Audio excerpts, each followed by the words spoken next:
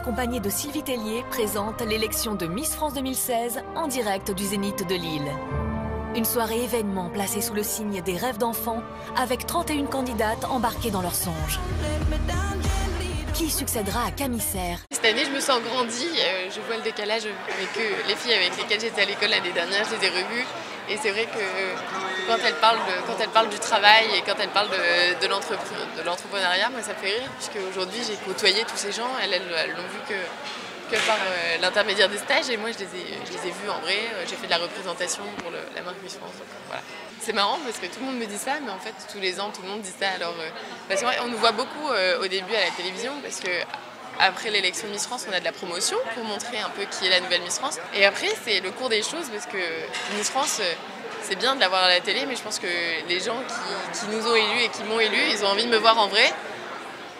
Ils ont envie de me voir en vrai, et du coup, c'est important d'aller en région, d'aller les rencontrer.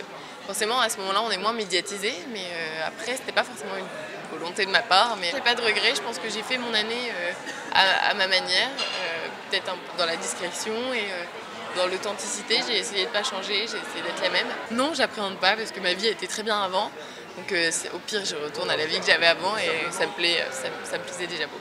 Je sais pas trop, je sais pas si j'ai réussi à trouver ma place, si j'arrive à trouver ce en quoi je suis bonne, pourquoi pas.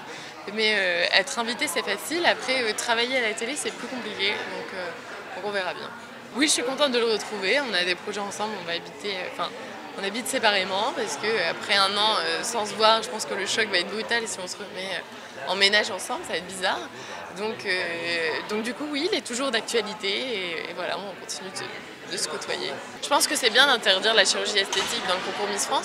Après, je pense que c'est pas bien que les jeunes femmes qui reviennent de concours internationaux dénoncent la chirurgie esthétique. Moi, j'avais pas dénoncé la chirurgie esthétique, puisqu'on sait que ça existe, on sait que c'est présent, et puis c'est dans les règles. Après, nous, on préfère se préserver, mais ça a toujours existé dans les concours internationaux. Les filles sont magnifiques, parfois il y en a qui sont ratées.